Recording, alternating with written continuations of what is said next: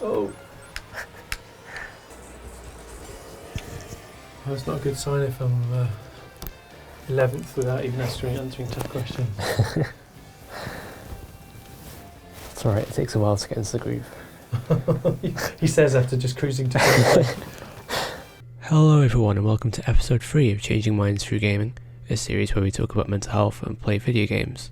This episode I've got Paul Carter with me from Flotation Toy Warning. It's a bit of a mouthful. They're a band, it's kind of hard to describe what genre they are. Alternative would be my best way of putting it, but yeah, you should go and check them out.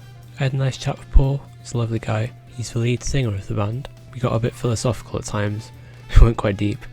Yeah, it was a good chat, and the thing I like the most about the series is being able to hear different people's perspectives on life. I think everybody's got their own story, and it's really interesting hearing them talk about it. So yeah, I hope you enjoy, and thank you very much. Thank you very much for your time first, Oh, because I really appreciate you coming on. How would you define mental health? Because it's kind of like a really like a school type question, because I remember we used to have workshops in school and they used to ask us that. But yeah, how would you define it? God, that does feel like a big question. You can try and put it as basic as you can. I don't know, it's a very hard thing to define because you can never know what it's like to be anyone other than yourself, can you? So I guess it would have to be something that was a very broad definition. I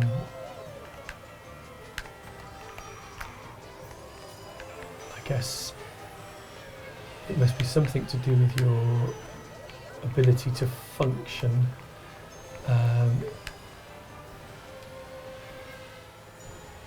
within your personal life and within the world, or how you do that.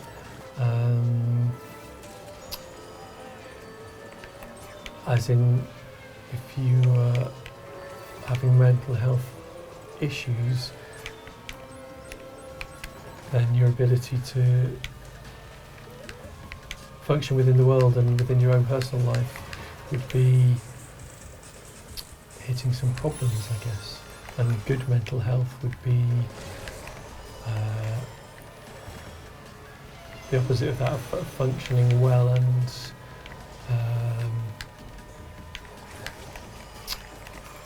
so I'm distracted. I was first there for a moment. Did you see that?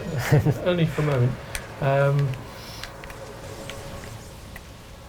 Yeah, the opposite of that would... Oh, I've lost my train of thought now. So it is quite difficult to drive a car and talk about these things at the same time. Yes, yeah, I think might find it easier to define good mental health or bad mental health, if you want. Bad's probably not the word. Good, problematic mental health and mental health issues. Because in the school they used to tell us, sorry, that was you, isn't it? It's alright, all's fair in love and war. They used to say that mental health itself is like how healthy your mind is or how healthy your well-being is, and a lot of people kind of get confused with how if the difference between actual like good and bad mental health and your actual mental health is like I can't explain it myself now, but so is that more of a biological thing than your actual mental health? Is how well your brain is functioning, how well you are functioning as a human being, biologically rather than... It's almost like with physical health, it's like, I guess that's a biological thing as well, isn't it? And mental health is the same kind of thing as that. And I don't think some people maybe see that so much. They don't see that your mind is something you need to look after. Does that make sense? Yeah, and I guess it's hard to separate the mind from the body anyway. Yeah. Okay, I hadn't thought about that in that sense. I think you're saying that it's almost so mental health in reference to not necessarily something to do with your personality or who you are, but just how well, in terms of being a human being, your brain's functioning and coping with what's presented to it. Yeah. Aside of any particular foibles you might have based on your life experience and your personality. So yeah, I guess I didn't differentiate between the two, did I? In my definition, I was sort of intertwining the two. So what did they expand on that more when they gave that definition at school? Not too. I mean, I think they did. I can't remember properly, but it's just. I think they're just mainly trying to get that idea across because if somebody mentions mental health to maybe a young person, they might immediately think that, straight to the bad side of it rather than the good side of it. I see what you mean. Yeah. So if somebody mentions mental health and like a normal conversation, so like you wouldn't say physical health and immediately think there's a problem. Yeah, and immediately think you've broken your leg or something. It's about the body rather than. So you're saying it's about the mind rather than about. Okay. I think it's interesting though, like how different people see mental health in different ways. So there's different ways of looking at it almost, and different people come up with their own like ideas around it. Are you getting to some very big questions here? Is this from a philosophical point of view as well as a scientific point of view, or you just talk anecdotally about people that have been in your life and what they've said? Or? I guess a little bit of people in my life and a little bit philosophically as well. It's a nice one too. Yes, I went up from 11th to 2nd. That's good. I'm most improved player. So, do you have examples you're thinking of, presumably, when you say that? Or are you just saying in general it's something that's perceived very differently by different people and different schools of thought? I think I'm giving you a gift. Okay, that's very kind of you. Don't think I had a choice. Yeah, it's me or me. I guess it's struck me so far, like talking to different people about mental health, and they all have different ideas around it, and maybe my way of thinking about it is different to other people's, and your way of thinking about it is different to mine and everybody else's. I like that. Yeah, well, again, it's. I mean, I've heard the saying we have more in common. Someone clever and famous once said that we have more in common than we have as differences as people, but equally, especially when you step outside of your own little bubble of people in your own little world, it's sometimes surprising to see how differently other people might perceive the world compared to your own version. And it's easy to presume people see the world the same way when they don't necessarily.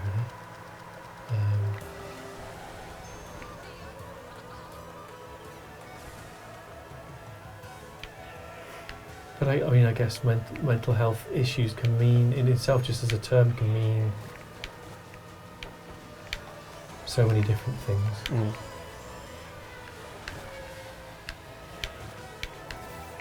How often do you reckon people in your life have conversations around mental health in general?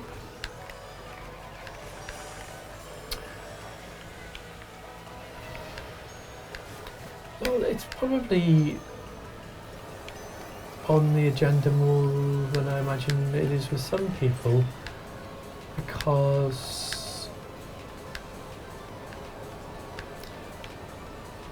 most of my friends, my closest friends, are people I met through being a support worker, predominantly with learning disabilities, but in general as a support worker. So, not surprisingly, they are sort of doing so well. Then they crash into that sign. Are people who are perhaps more, I don't know, maybe more aware or more willing to talk about feelings and emotions and how they're doing.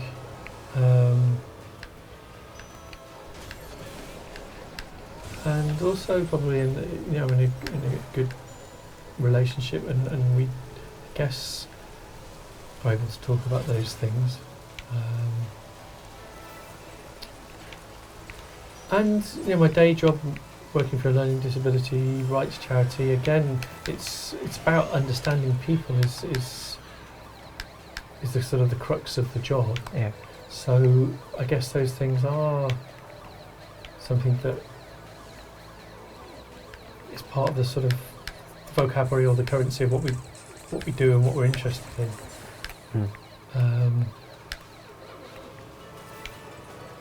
That said, and I'm not sure I'm that good at always talking about my own mental health issues when they crop up with people that I know. It's probably not, it might be a thing that's true of other people who are sort of, in a very broad sense, working in the field of mental health, as in it's something on their radar and something they're aware of. Yeah. And doesn't necessarily mean that they are going to be good at seeking support when they need it, or recognising that they're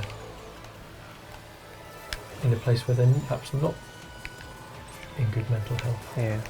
For whatever reason. I guess it's the difference between reflecting on your own mental health and looking at other people's almost.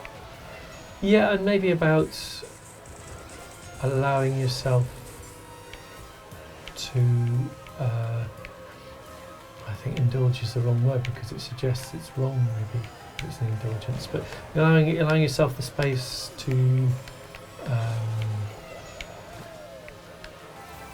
consider your own mental health or value it.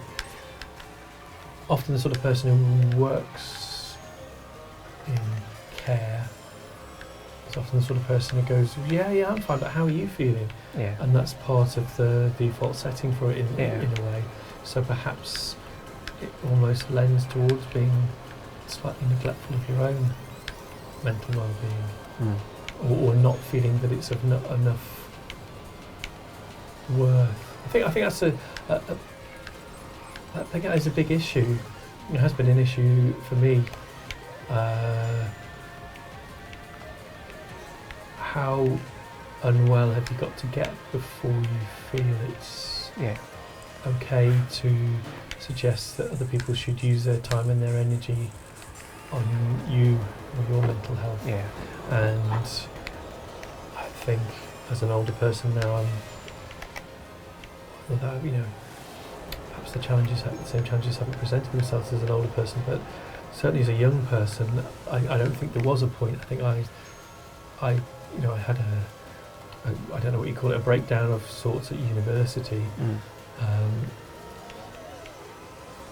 and I wasn't able to recognise that I was unwell, and I wasn't not even remotely able to entertain the idea that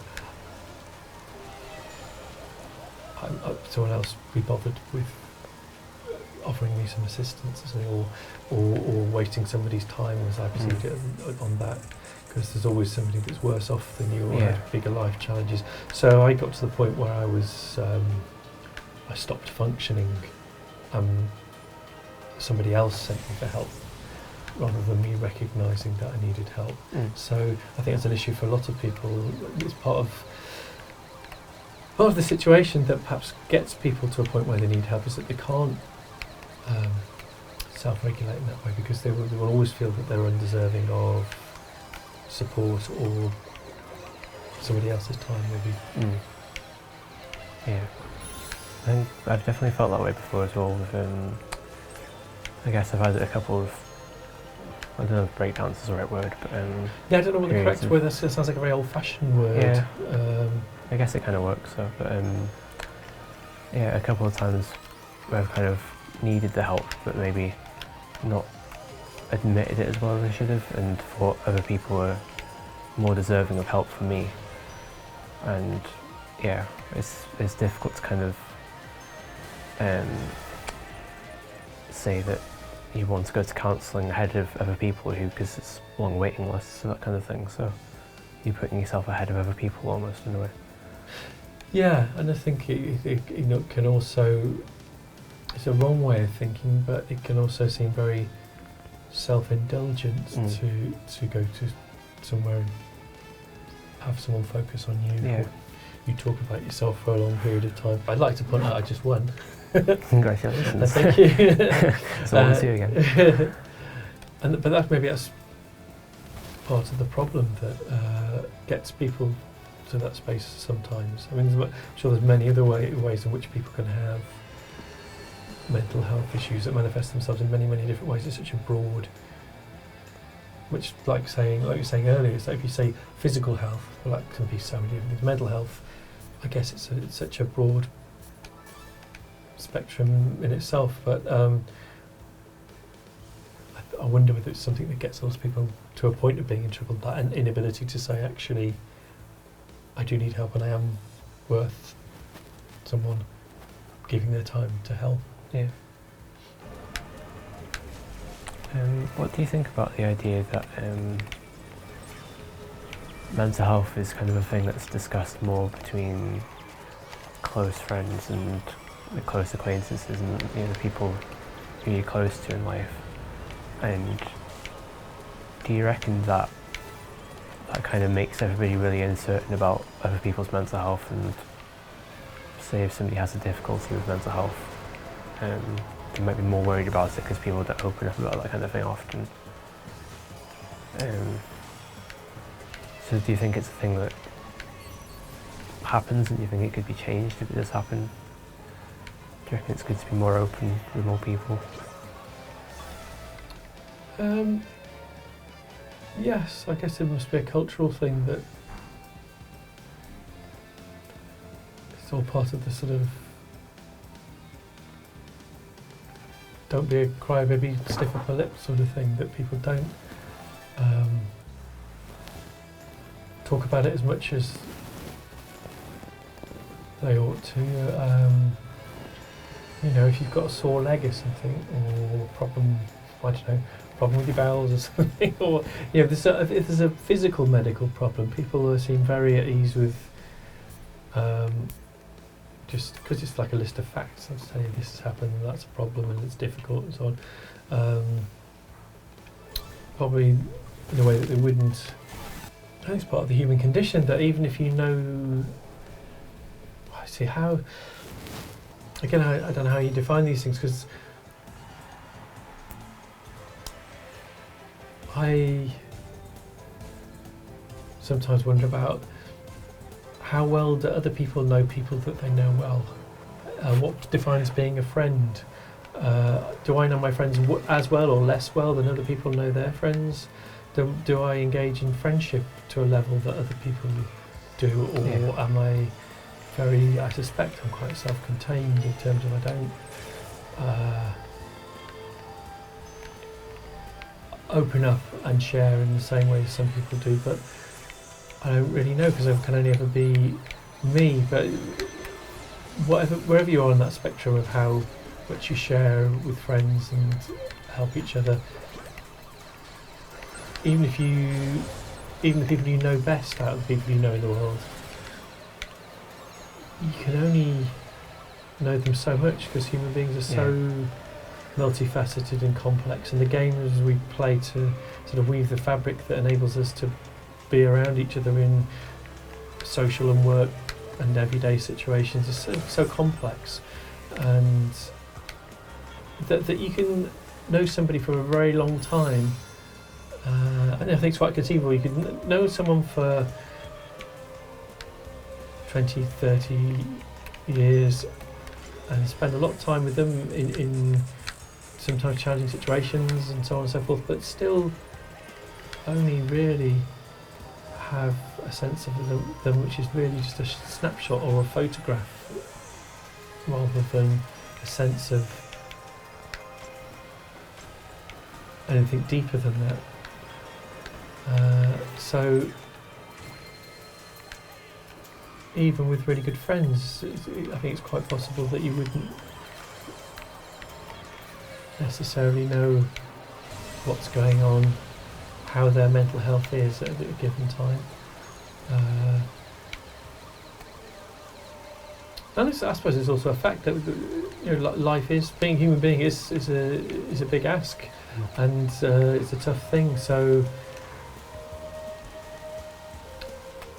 dealing with your own mental health and whatever life throws at you, whatever challenges, and if you have others that you care for, whether that be children or family members that you care or help or support, dealing with all those things, and also being able to be there for friends if they are going through a difficult time with their mental health. It's a lot to contend with, isn't it? So, and yes, I do think it's a good thing if you can, as friends, be able to look out for each other's mental health, but I'm also aware there's situations where something more than that is needed. I had a situation a couple of years ago with someone who I didn't really know that well, but was part of an extended family, and they were really not doing well. But I think I always imagined that if they were in such a situation that I would be able to offer them some sort of support or help. But I don't know, as a caveat, I was, at the time this happened, I was quite ill myself at the same time with a physical condition, which didn't help either. But the reality of it was I couldn't really offer them anything at all, partly because I didn't have the resource within me to offer it because I was ill, but also because I sort of realised that the way they worked and the way they saw the world was completely different from how I saw it, and there was no way that I could fathom to make a connection. That's partly an age difference thing, but it's also partly a mindset thing, I suppose, and also that I didn't really know that person as a well person. So how could I then make sense of them as a person who was quite ill at the time with poor mental health? And I was also aware that I didn't really know, having realised that I couldn't help, I didn't really know what my course of action should be to put them in touch with somebody who did have the skills to help them, or did have the resources to help them.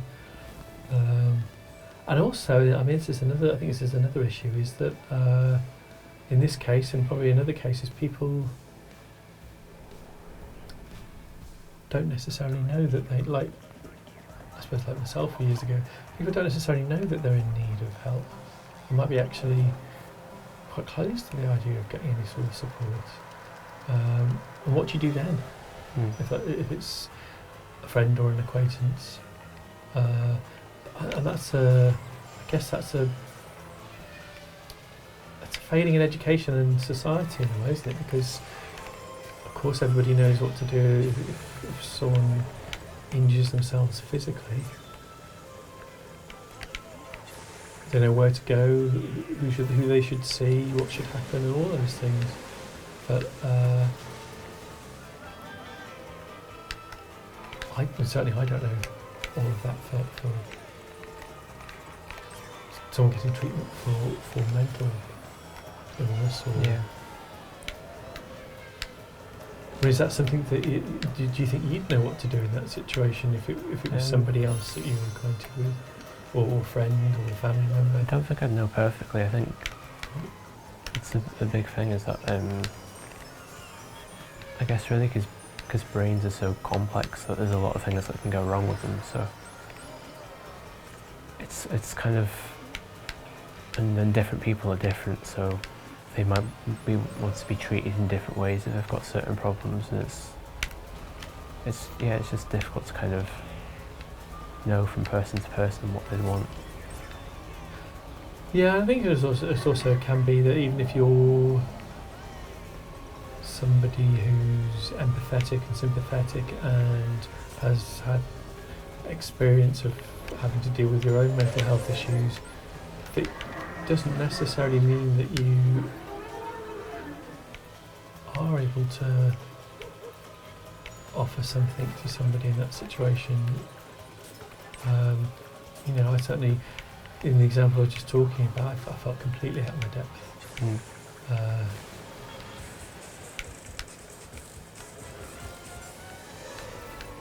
Which is a little bit scary anyway, because if they,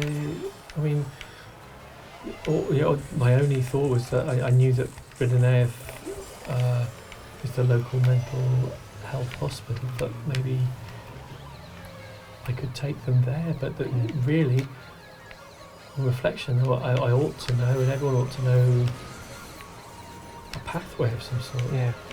Where to go first and how to take it beyond that if the first point of contact doesn't resolve anything for the person. And also,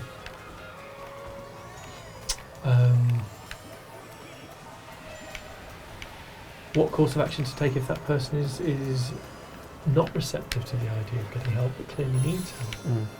Yeah. I was just going to say as well that do you think that whole unknown aspect of it kind of scares people almost? Yeah. And maybe that counts towards the stigma around mental health, because it's quite a scary thing, because if something goes wrong with your mental health, it's not always obvious to the people around you, but it's still there, and it's quite scary almost. Yes, it's not as tangible, is it? As we all know what all the different parts of the body are called, and we all know the main names of the ailments that might affect those things. But like you say, someone can appear to be functioning entirely. I can't use the word normally, as they would normally present themselves, but actually be seriously unwell within themselves.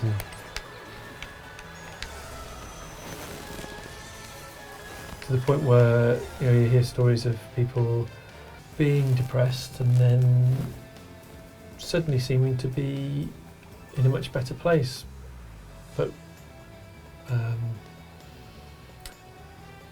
then going and trying to take their own life or something. And it's been because they've reached a point of resolve that they realised that they've settled on a course of action that's going to end whatever bad situation they're in within themselves, whereas what they're actually presenting is actually everything's not so bad now. So it's a very confusing and scary thing. So, and I think it also. Sorry, do you want to choose a track? I don't really mind. Let's go for that one then. I there's always that sort of there for the grace of God go I think that it's I guess people are frightened of it because they don't like to think about their own mental health and how people can, oneself can become, you can become ill and not necessarily know it, or become ill in a way that you can't cope with by yourself, or you might need support from someone else. It's again, like I said, it's not something we talk about openly, so yes, I think there's a lot of fear. Yeah, I guess as well, it's kind of, everybody's aware that it's something that could potentially happen to them, and that's scary as well, as knowing that it's almost like it's very difficult to control your mental health. Yes, and there's not necessarily an easy fix. Yeah, because it is a vastly complex result of life experience, life events, your life situation and relationships at any given time. And I guess there can be obviously physiological reasons as well, and all sorts of issues, and genetic issues that can be involved in mental health problems. So it's not like you go to a certain place, someone does a certain treatment, and then everything's reset to okay again. I imagine it's the same for other people. When you get to a point where your mental health isn't good, then it's almost like you've walked a very long way into that tunnel before you realise you're in a tunnel. You can't then just step out again because there's an awful long way to walk back again.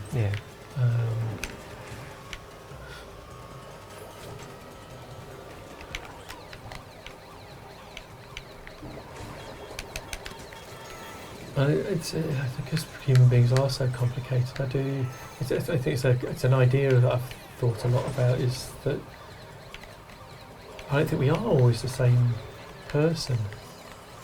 I think there are different versions of ourselves. So if you think of yourself on your best form, in your most confident mood and happy and sure of yourself, and then you compare that to times where you've been racked by self-doubt and been unhappy, these things can often be part of a long arc, and it can connect to things like your physical health as well. But it's a multifaceted issue, how you get to be where you are in any given moment.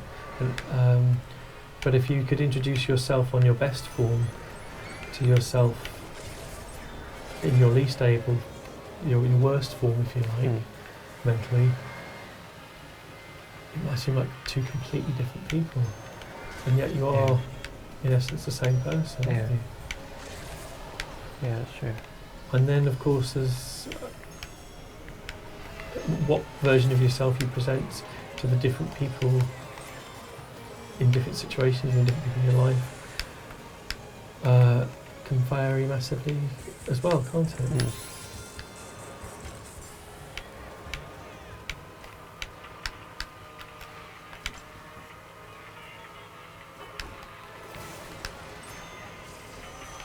But I think it's also because I think we always want to classify and compartmentalise things. It's part of how the human brain works, that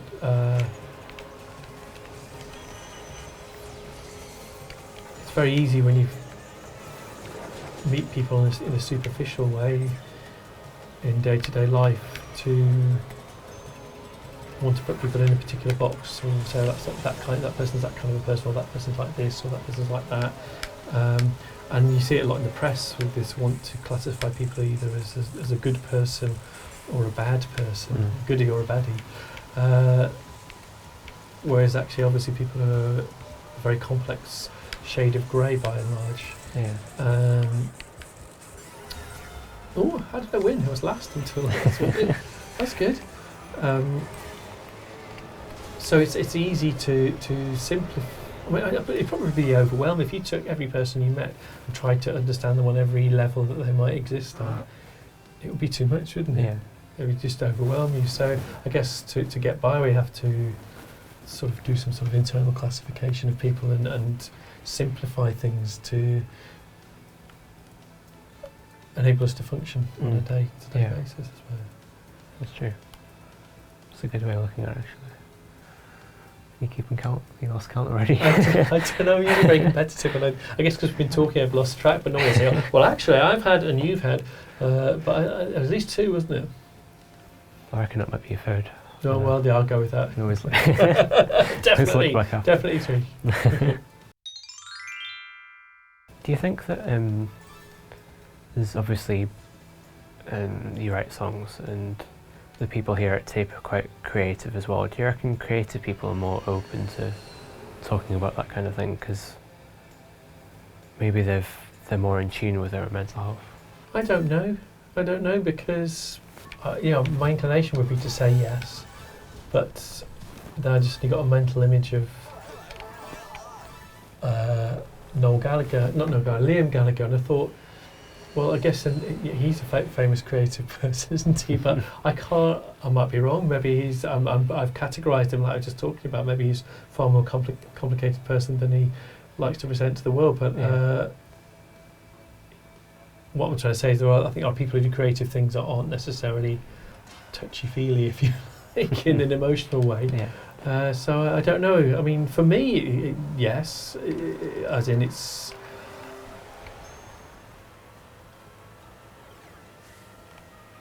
The music I write or involved in writing with other people or so on, or the words I like to go with that music are definitely about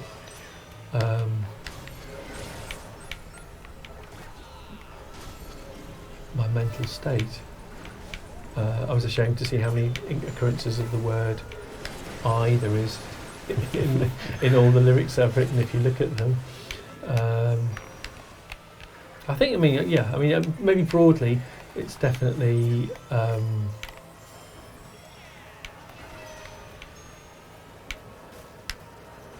For people doing creative things, it's in some way they're asking a question about either how they feel or how other people feel, or how they work or how other people work. So there's something in that, I think. Why did I just jump from 12th to 1st then? Don't know. Well, I've wasted it again. I'm down to 3rd already, but You teleport. well, it seems so. But I don't know. See, again, I think it's because of this need to categorise, or what that we have.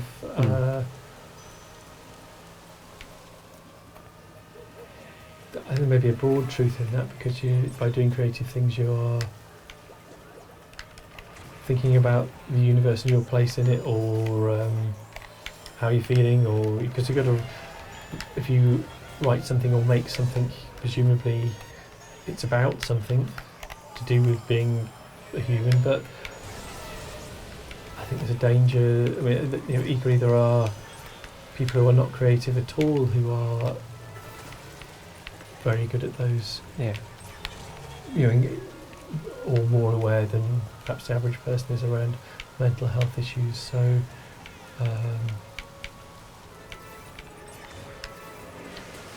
I think there's a danger of underselling people who don't do creative things in terms of that. And I've certainly met some creative people who are, although they might be dealing with their feelings, it doesn't necessarily mean they have a great self-awareness or a great awareness of what's good for them. Sometimes being creative is involved, it can be connected to quite a lot of self-destructive behaviour, I suppose. I don't know if that quite answers your question. Yeah. I guess broadly I'm saying maybe, but it's probably more complicated than that, which I don't know if that's a cop-out. I think you're right, though. I think,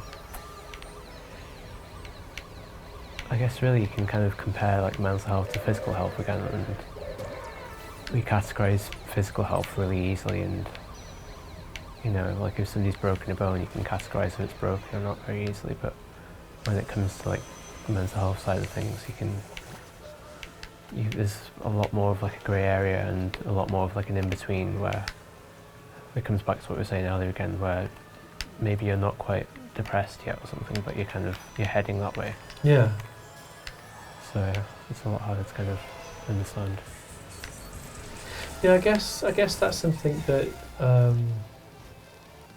See, after you told me about all my wins, I'm down to 10th now. I guess if you know someone quite well, then potentially you might be more likely to pick up on those warning signs that somebody's not in such a good place, whatever they may be and however they manifest themselves. Because again, I guess that's something that would present very differently for each person. Have we done Germany yet? I think you would have to know someone very well, wouldn't you, to be able to perhaps pick up on subtle differences in someone, how they're presenting themselves to the world and other people. That's a warning sign, because it can be so many different things. I suppose the obvious things are things like people being more withdrawn, but it can be a lot more subtle than that. It can be down to people just having, if you know someone very well, maybe just down to different facial expressions and little tics and habits changing and stuff. I guess that's an interesting question for yourself or for oneself. I'm trying to think now, if someone knew me really well, what would be the signs that I was going into a not so good place that they might pick up on? And I'm not sure, and again, maybe that'd be different for every person. Yeah.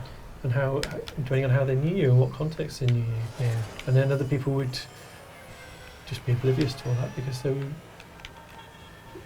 even if they were receptive to those sort of things, they wouldn't necessarily know you well enough. Yeah. Or you might not choose to show that side of yourself that would reveal warning signs to that particular person, I suppose. Yeah, exactly.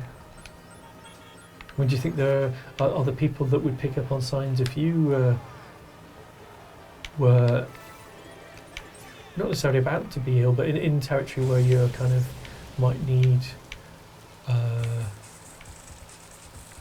might be more vulnerable, I suppose. It is hard to say, really, isn't it? I mean, I've got friends who've noticed if I've been in like a lower mood than usual, and I haven't really done anything to tell them so much, so they must be reading some kind of sign from me. But yeah, I'm not really sure what that would be. It's an odd one though, isn't it? Because, I suppose, quite conceivably, it could happen that someone could be picking up on those signs and you haven't actually picked up on yourself. Yeah. Yet. It's almost like somebody knows your brain better than you do. Yeah, and it's also you're not always as aware of yourself as you like to think as to where you're at, and this is the whole thing of saying earlier about the idea of almost like it's walking. You've walked quite far into the tunnel before you realise you're not in a good place. Well, part of that is going down taking in a healthier path, or getting to a less well place without even noticing, isn't it? And that's why quite often walking away from that place to a better place, or getting yourself to better mental health, takes time quite often. Because it's taking you time to get to the point where things aren't functioning as healthily as they can do.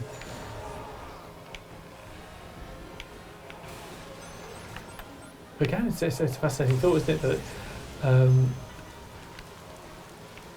obviously some people will have far more mental health issues to deal with than others, for various reasons. So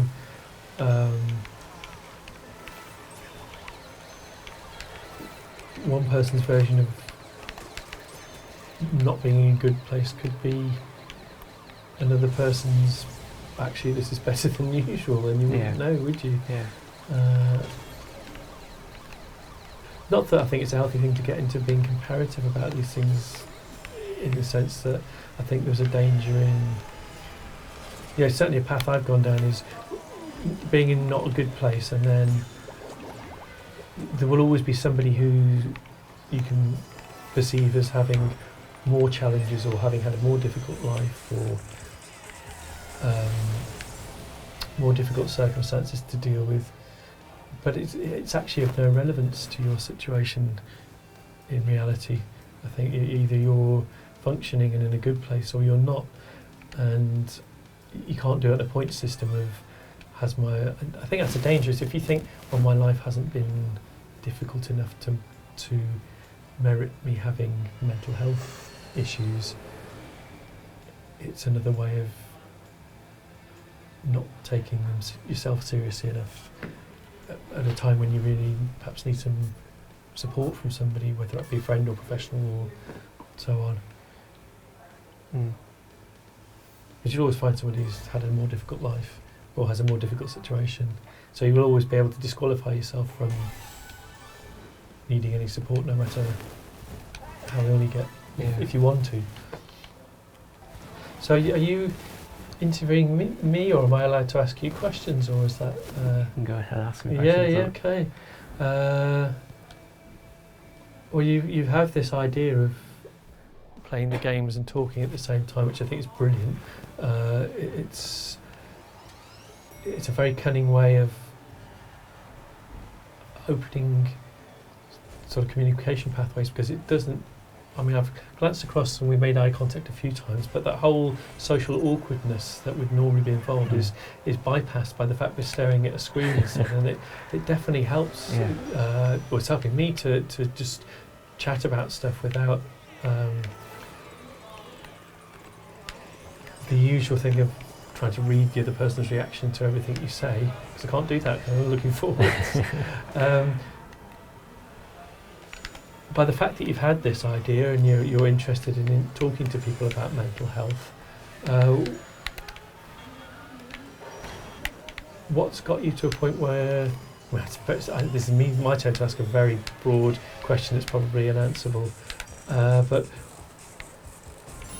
I'm just intrigued as to what's made you interested in all of this to the point where you want to talk to people about it. In this context, I guess really just understanding how important my own mental well-being is.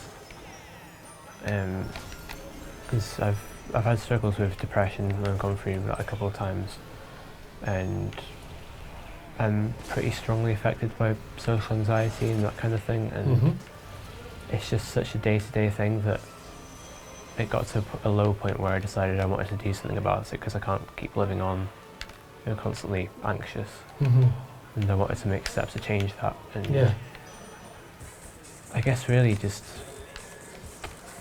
the idea of YouTube videos anyways, I watch a lot of YouTube videos, and I think the people who make YouTube videos and talk about this kind of thing, it's really helpful to hear their ideas around it and understand that it's a pretty common thing, like having, even if it's just small problems with your mental health. And everybody thinks about that kind of thing and has these deep thoughts about mental health, and just hearing how they think about life was really useful for me to kind of just feel like I'm not as alone as I felt at some points. But so yeah, really just, I don't know. I don't think there's that many people really who are open up about their mental health and talk about it, and there's definitely not many people who do it and can kind of do it in a relaxed way whilst playing video games, for example. And I think that's quite nice in a way, and I think it's quite nice to kind of try and spread that message while showing it's something that can be discussed a lot more relaxed. And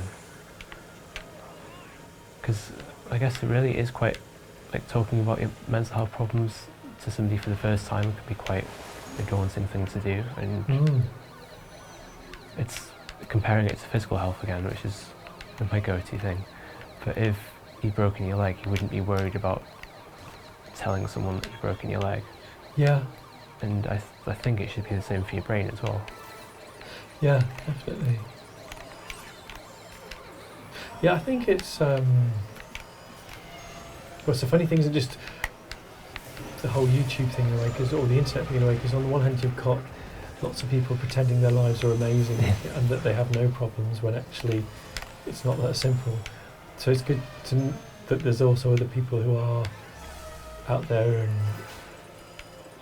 being honest and talking about these things. It's almost like the antithesis of a lifestyle influencer, isn't it? To actually just go out there and say, well, actually, I have issues too. Because I think it is a real, well, for me it was a real line to cross, that I had to get to a crisis point before I was helped, and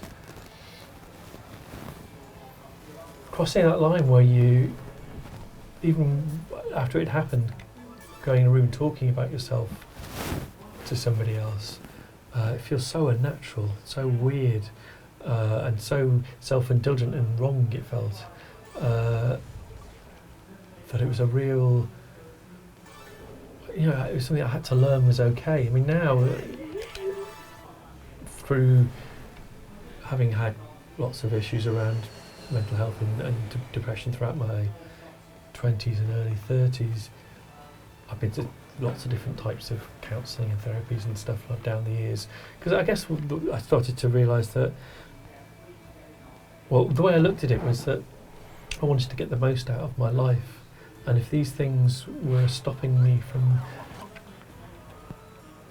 having all the things I could have, or what my, I don't know, not quite fulfilling my potential, but just existing in the world, and at times I suppose my mental health was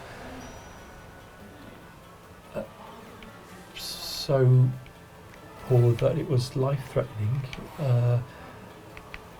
But having done those different things, I'm doesn't feel unnatural sitting here talking about it. But it's something I've had to learn how to do as part of the process of trying to get to a point where I can function better in the world. I think it would be quite unnatural to a lot of people. Maybe the world's. I'm 49 now, so it's. I'm talking about stuff 20, 25 years ago. Obviously the world has changed a bit since then, but maybe not enough around these things. That I don't know how easy a lot of people would find to just sit and talk about these things, because there's a sense of, obviously, of admitting a weakness somehow. Maybe that's the fear around talking about these things, is that maybe if I talk about these things, people will think I'm crazy and they won't want to talk to me anymore. So I can see a real benefit in YouTube opening up the ability for people to broadcast about anything that they want, and it opens up the possibility of what might have been seen as a niche thing. I mean, obviously mental health isn't, but how a particular person might approach talking about it, it's just there for the taking now. You can just go and, like, you've had this idea and you're doing it, and the films are made and so on and so forth, in a way that wasn't before. I wonder, a lot of the, even if you do talk about your mental health, a lot of the stuff we don't share as human beings. And I know not everybody thinks the same way, but it's often a surprise to find out that other people do, especially around insecurities and fears, and wondering about how other people are perceiving you, and so on and so forth. Where I guess I'm thinking about, if you ever listen to someone talking about being in social situations and constantly thinking about what the other person's thinking of me, and then, I even though I think probably generally speaking I'm in a place of good mental health most of the time these days. I do wonder whether some of that's to do with being so busy with kids and other things that there isn't time to think myself into bad places. But I still do that thing where, particularly with people, even with people I do know, I will retrace conversations afterwards and pick them to pieces and ponder how what I've said might have been interpreted or misinterpreted, or what I might have revealed about myself I didn't want to reveal, or on a really simple level, did that person think I was a wanker because I said this, that, or the other, or did I offend that person? And I guess connecting back to the thing about warning signs before, I think I guess I do, it wouldn't be apparent to other people, but one of the things I do know when I'm not in a better place is that those dissections of things that have happened will turn into a loop, and I will keep going over the same things and over the same things. But I guess no one else would necessarily know that's going on. And presumably other people have these things, no one would know. But bashing my microphone there. Is that some of the stuff that I mean, I've not sat down and watched. I mean, there must be up to different YouTube takes on these things, but the stuff you've watched, is some of that around other people just sharing their own not quite, I don't know what the correct word would be, sort of like their own psychoses, their own machinations or the workings of their mind, and how that can be unhealthy or make not quite disabling, but it can hold you back, can't it? Yeah. Is that the sort of thing that amongst many things that they might talk about? I think usually it's like, I'm thinking of certain YouTubers, but it's like you were saying earlier again, they've gone through a certain period of like stress or something, and they've realised that their mental health isn't in the best state anymore. So they'll talk over what happened and what went wrong, and they start trying to understand themselves a bit more and how the mind works. So yeah, it does kind of reveal like they're in a psychosis, and just seeing how everybody's mind works is kind of interesting in a way, isn't it? Yeah, and again, this thing of only seeing snapshots of other people, you've no idea what internal narrative people have around any situation. And again, this thing of being different versions of yourself at different times.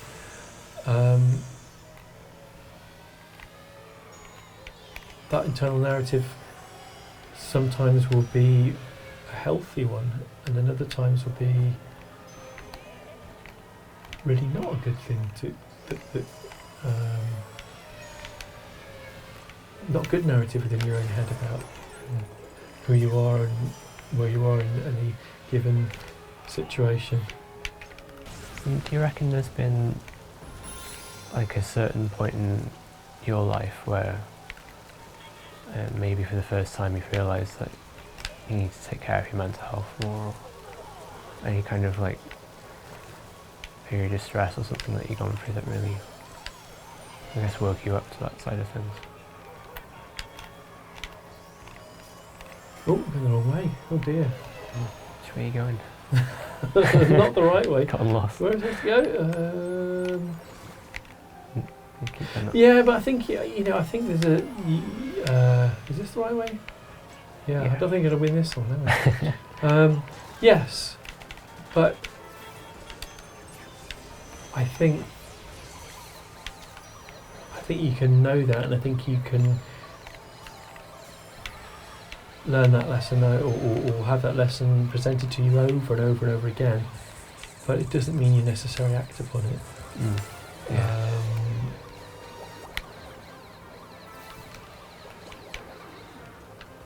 Because we all know, much in the same way as you can say, we all know the right things to eat and how much exercise we should do, and we should all get enough sleep, and we should all these things that we should do, we don't necessarily do them.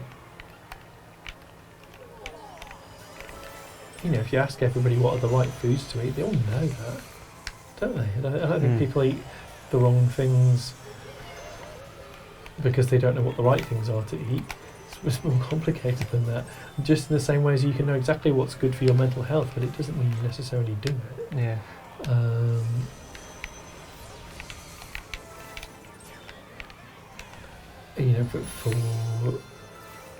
For many years I self-medicated with excessive alcohol consumption, probably really quite problematically so. And all that time I knew that it was not a stupid thing to do. It was a bad thing for me to do for my own mental health. Yeah. But it didn't mean that I was able to stop doing it. So you can know full well that you should be looking after yourself better in various different ways. Getting enough sleep, getting exercise, removing yourself from unhealthy situations and people who it can be a thing that certain people, not because there's something particularly wrong with them, but possibly to some extent how you react to them are not healthy people for you to be around and healthy situations for you to be in. Before you even get onto substance misuse, but it doesn't mean you necessarily don't do those things for lots of reasons. And I'm not just talking about the substance misuse, but also around what all the other things I've said, like the situations and the people and the things that you know aren't good for yourself. It can be a compulsion to continue with that pattern because that's the pattern you know. Because I think if you do start looking after yourself better, you have to have something other. If you're stopping doing this way of doing things, you've got to be doing something else instead. And knowing what that is, your version of that, knowing what's not the right thing to do and knowing what the right thing to do or being able to do it is two very different things. And, you know, my drinking is under control mostly now. I think I drink less than the recommended amount pretty much all the time. But it's taken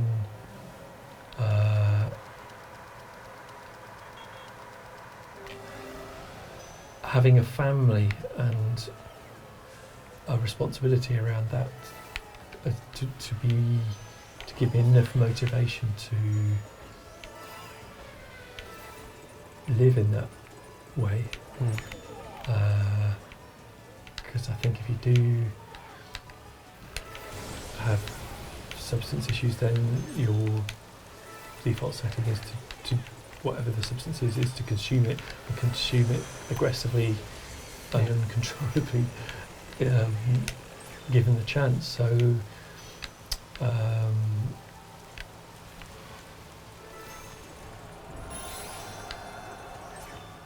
it's always kind of there in the background, if you like, but you have to have a really good solid reason to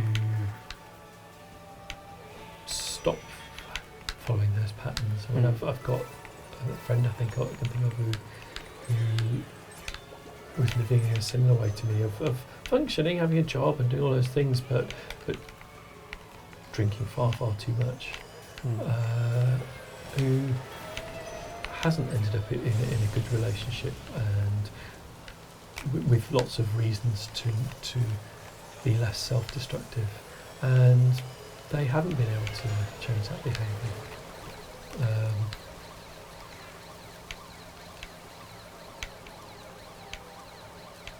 Do you reckon really you've been able to draw a lot from experiences with that kind of thing though? And because ultimately you know yourself a lot better now than you did back then. And yeah, I suppose so. It's a difficult one, isn't it? Because again, you only know what it's like to be the version of you that who you are. So, but yeah, I mean, it's. I guess what I'm trying to say is that those lessons that you might be talking about, things learning about looking after yourself better. I think I probably knew them for a couple of decades before I started acting upon them. Or acting upon them consistently.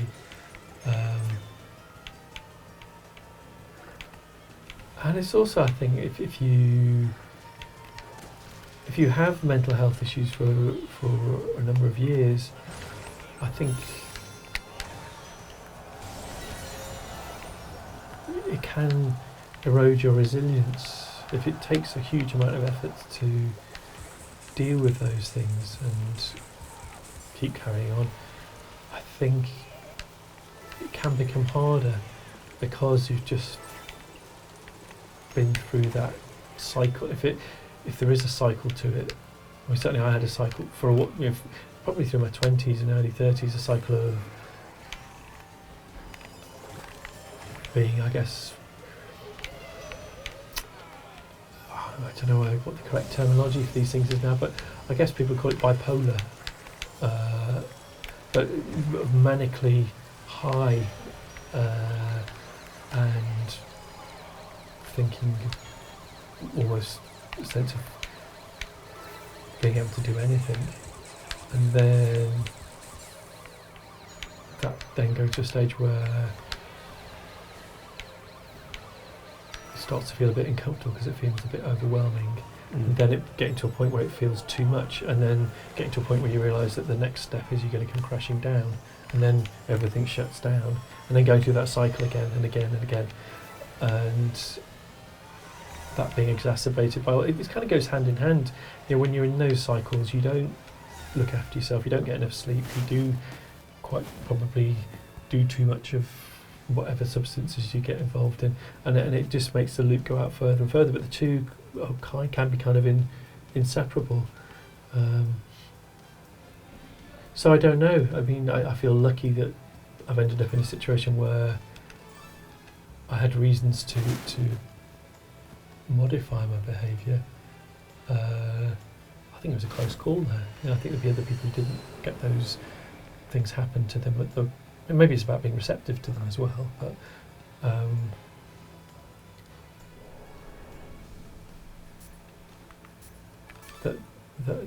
I could conceivably still be living those patterns and be further away in some ways from changing, because I guess the longer you live a certain way, or then it becomes harder and harder with every passing day to change that to a better way. I wonder whether a lot of people with mental health issues know exactly what it is that they shouldn't be doing or should be doing, but maybe aren't able to do it. Yeah. I guess that's the thing that's kind of in human nature, that idea of just wanting to be someone or something and not quite being able to, for one reason or another. Yeah.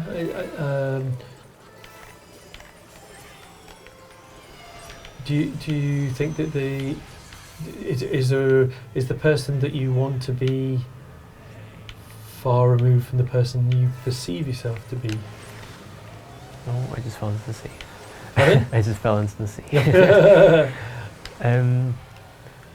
I think I've become a lot closer to the person who I wanted to be more recently. Just by, I mean, most of it was just down to confidence really, and just trying to become more confident. But I don't know. You kind of have to accept reality a bit as well, don't you? And kind of say, this is more who I am, and just kind of adapt who you want to be to make it more suitable to you, almost. Yeah, I think it's tricky territory, because I think there's a danger of chasing idealised things that don't really exist. Almost becoming a person that you're not really. Well, what I mean is that it took me a long time to realise that pretty much everyone else is scared and worried about what other people think of them. It's just other people hide it better. Certainly through school, I always used to think that other people must know stuff that I don't know, and that's why they're much more confident. And although I've got better at it, my default setting is to presume things are more complicated than they are, and that other people are more intelligent and understanding things better. But you gradually realise that in any given situation, lots of people are having the same thoughts and feelings, but very few of them will actually admit to it.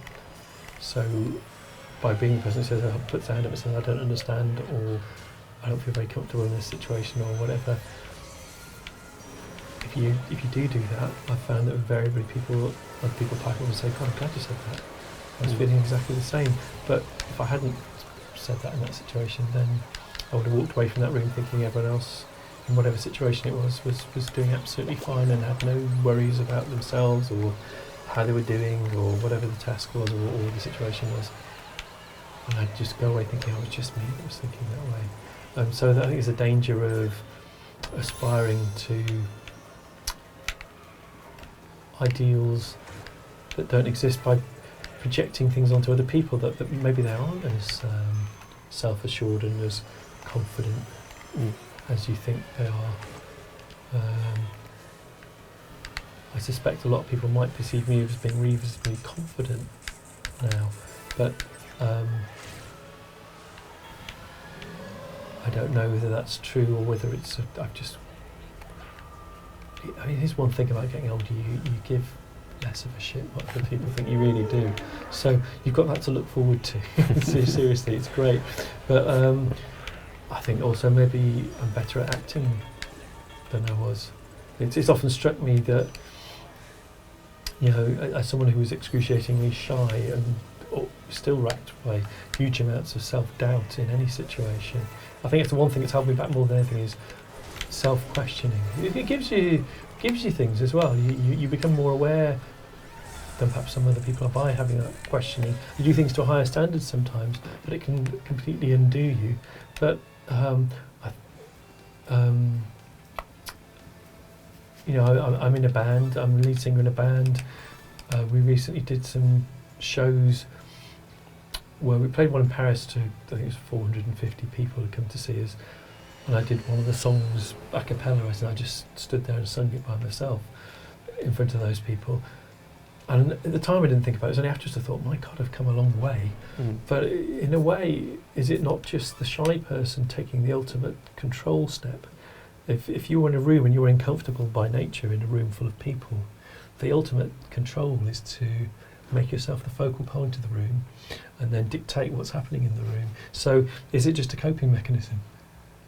Is that the ultimate coping mechanism that you... I can't bear being in a room with people I don't know. I feel unworthy and like there's something wrong with me, so I will command the room. Then I have control of the situation. Then it's all right. Race mode. The elimination one's fine. Okay, should we do that one then? Yeah, go for it. Okay. Do you reckon with like performing on stage and stuff, do you get anxious about doing that at all beforehand? Yeah. It has taught me the whole thing that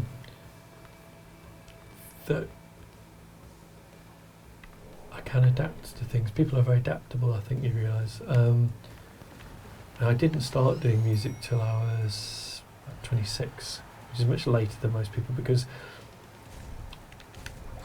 I was that shy, and coming from a family background where people didn't do that sort of thing, it seemed inconceivable that I should do something like that. It was only getting to know people who did do that and realising that they weren't vastly more intelligent and didn't know things that I didn't know and all this sort of thing. And there wasn't this huge gulf between me and them, that I'd started to entertain the idea as a possibility. But it was something I was compelled to do. But at the same time absolutely terrified of. And you know, I somehow I couldn't not do it. Couldn't let myself not do it, if that makes sense. I had to. I do have this way of thinking that once I've thought of something, then I have to kind of. I can't let myself off. Not for everything, but just for certain things. And it was the case with this. So, you know, I used to, if I had a gig coming up, you know, I was playing to not many people when we started out. We did it for quite a while before. Well, so we had to release a record, which took a long time before anyone was remotely interested. But yeah, if I had a gig coming up, I just constantly keep thinking, oh no, I've got a gig, and oh God, oh no, because I'd be so scared on stage, and my leg used to shake uncontrollably on stage, and I used to be on stage thinking, can people see my leg is shaking? And I'd be terrified of forgetting what I was supposed to be doing. It was a real ordeal actually, but I couldn't not do it. What kind of things do you do to try and stop that, or you just learn stuff I wrote over and over and over and over and over again. That was my only way of getting some sort of handle on it, was to just practice and practice and practice and practice. I guess so that you felt like you knew what you were doing better. Well, there's more chance of me getting it right. Yeah. And it's probably quite common for people going through that process of getting used to that being on stage thing, is that if something goes not how it's supposed to, and invariably something will happen that's not supposed to happen the way it would. And then, of course, I chose to do stuff with lots of samplers and keyboards and technology, which is very unreliable. So again, endlessly things would go wrong with that would happen that weren't supposed to happen, or wouldn't happen that were supposed to happen, so on and so forth. So it was quite a fragile thing in a way for things to go, the likelihood of things going completely right. Whereas if you guitar, bass and drums, you might break a string, but essentially probably things are going to go roughly as you expect. For a very long time, the slightest thing would go wrong, and this panic would come, and you'd be, oh my God, it's going wrong! Oh, I can't, which any front you had to get yourself through, or any resolve, would just dissipate into the ether in that immediately. But I think that ultimately it's about exposing yourself to that thing you're frightened of again and again, to the point where now it's only been this last couple of years. We did some gigs this year, but did gigs a couple of years ago where all of a sudden being on stage didn't feel like the craziest thing to do in the world, because I think it's different for some people who are naturally musicians, or they are very good musicians. It seems like a natural thing for them to do, but I have constant imposter syndrome around it. So it feels like a completely weird thing to be doing. So right up until a couple of years ago, having done it for 20 odd years or so, 15 years, 26, 36, 40, yeah. Oh yeah, 20 years. All of a sudden, it didn't feel like an absolutely crazy thing to be doing. This is in a backdrop as well of having to keep the day job, doing the music thing, and then going back to the day job, then doing the music thing, that you never quite get to do it all the time, so it never becomes the normal thing that you do. It's kind of on, off, on. It's like starting a job over and over again. But for the first time a couple of years ago, it felt like a natural thing to be doing. It felt like being on stage was a place where we belonged, and then also an acceptance that of course things will go wrong. Even now, after all these years, things will go wrong, things will happen that are unexpected, but all of a sudden having this sense that, you know what, it's alright if it goes a bit wrong, I'll cope, it'll be fine. And even on the recently played Paris, like I said, and one of the best shows we've done, I think there were still technical problems, but I just laughed them off. I made it part of the show.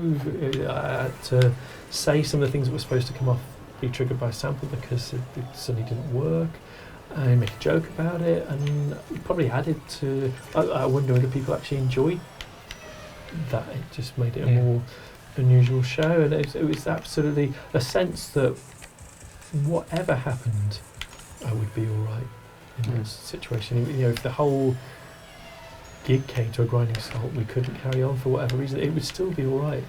So that's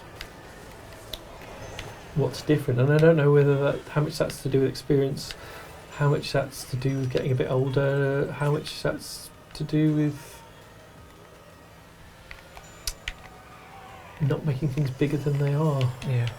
I don't know. I think it's probably a bit of everything, really, isn't it? And I guess that's a big part of confidence, is knowing that things will go wrong and how to deal with them afterwards. And and I think that comes with, in general in life, can come with the experience. Not that you can't have situations where the unexpected or difficult things crop up in your life and those abilities desert you temporarily, but I think broadly, perhaps with experience of life in general, maybe because you experience more things and you realise that it's not the end of the world. Unless someone's died or is very seriously ill or terminally ill, it's easy to get wrapped up in knots about the day-to-day stuff. Perhaps the fact you've lived through a certain amount of stuff, you start to realise that And you still probably have to sometimes take yourself aside and give yourself a good talking to and say, well, actually, come on, this isn't the end of the world. That perhaps you do have a greater tolerance to these things. I don't know. Got one more question then? Yeah. It's a short answer question. Okay. So, are you confident that going forward that the whole stigma around mental health and the kind of general situation around it will improve? Do you reckon society's going in the right direction overall? Yeah, I have to believe that. It's interesting times we live in at the moment, isn't it, where you even have people in positions of power in the Western world who are actively acting against a society having a better understanding and a tolerance of difference and people being other than how you are, which is worrying, but I have to believe that the human race overall is pushing inexorably in the direction of more awareness. I worry that if you study history seriously, you might find that there's more like peaks and troughs rather than a steady line in one particular direction. But away from what's going on in the popular media and politics and stuff, I think I can see certainly healthcare professionals becoming broadly more aware of mental health, and perhaps not all, but some employers becoming more aware of those things. But it's hard to know that, having worked mostly although I've done many different kinds of jobs down the years, I've often worked in a sort of care setting where there has been a lot of understanding around mental health issues and people having depression and having periods of not good mental health and needing time off because of it, because that comes hand in hand with the awareness that you want from those people as good support workers. I don't know, many years ago, I used to work in offices and stuff, and I changed a lot.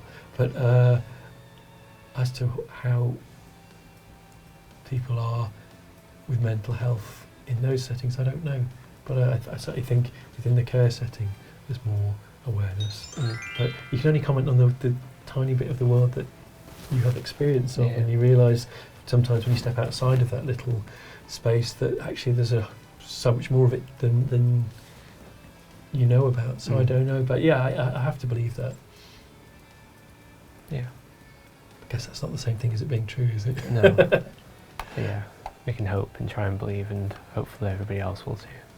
I think the fact that it's talked about now. Yeah. It's on the agenda, if you like. It's got a long way to go, but it's on the agenda. I don't think it was even on the agenda for a long time. It was the great unspoken. Yeah. When you think back to the days when people would be locked in hospitals miles from home, like it was kept. It's like a dirty, terrible secret rather than something that should be addressed and people should be aware of. So it's been targeted now, and it's something we can aim to improve, as opposed to something that's being kind of cast aside a bit. Yes, definitely. So that's my version of a short answer. I can just cut it down and make it short if you want. Yeah. I can just go, yes, like that, and then you can cut that in. Alright. Thank you very much for coming on. Well, thank you, Matt. I've really enjoyed it, and I hope you can edit it down to something useful.